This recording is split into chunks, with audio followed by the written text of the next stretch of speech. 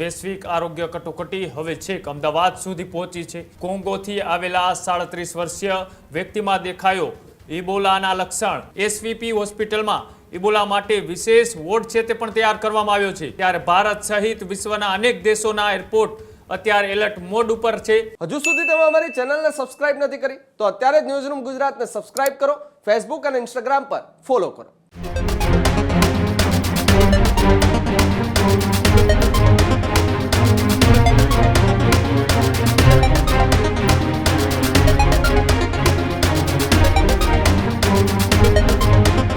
નમસ્કાર, આપ જોઈ રહ્યા છો ન્યૂઝરૂમ ગુજરાતના, આપની સાથે હું છું કૃણાલ। બુલેટિનની શરૂઆત કરીએ મહત્વપૂર્ણ સમાચારોથી। તો સમાચાર જે રીતના કોરોનાનો સમય હજુ લોકો ભૂલ્યા નથી તેની વચ્ચે ફરી એક વખત એવા સમાચાર છે તે સામે આવી રહ્યા છે।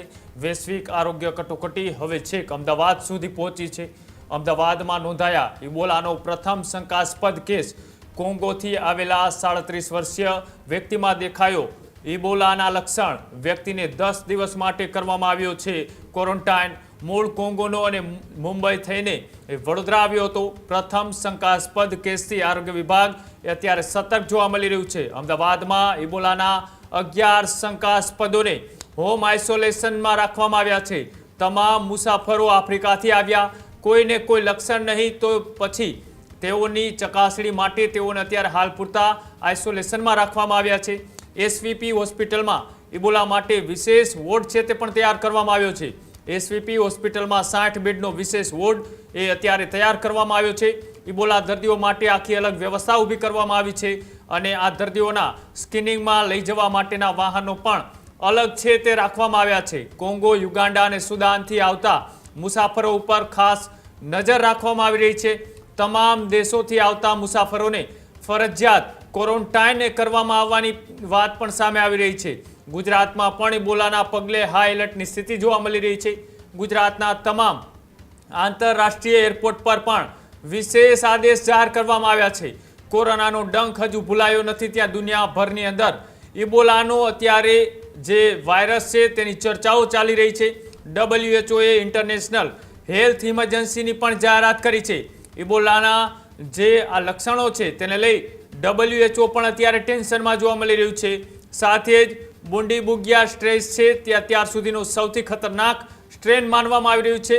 સાથે જ બુંડીબુગિયા સ્ટ્રેનમાં જે માઇરોલિટી રેટ છે તે 30 થી 50% સુધી પહોંચ્યો છે। આફ્રિકાના કોંગો અને યુગાન્ડામાં સ્થિતિ સૌથી વધારે ખરાબ દેખાઈ રહી છે। અત્યાર સુધીમાં ઇબોલા 1000થી વધુના કેસ પણ નોંધાઈ ચૂક્યા છે અને 225 લોકો અત્યાર સુધીમાં ઇબોલાથી જીવ પણ ગુમાવી ચૂક્યા છે। ત્યારે ભારત સહિત વિશ્વના અનેક દેશોના એરપોર્ટ અત્યારે એલર્ટ મોડ ઉપર છે।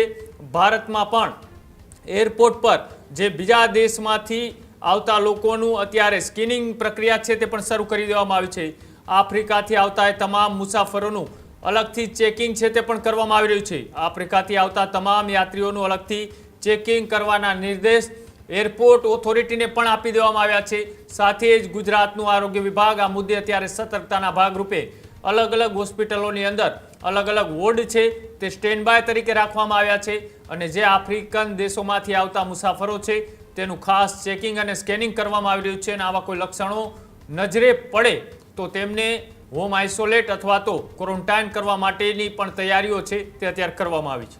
હજુ સુધી તમે અમારી ચેનલને સબસ્ક્રાઇબ નથી કરી તો અત્યારે જ ન્યૂઝરૂમ ગુજરાતને સબસ્ક્રાઇબ કરો, ફેસબુક અને ઇન્સ્ટાગ્રામ પર ફોલો કરો।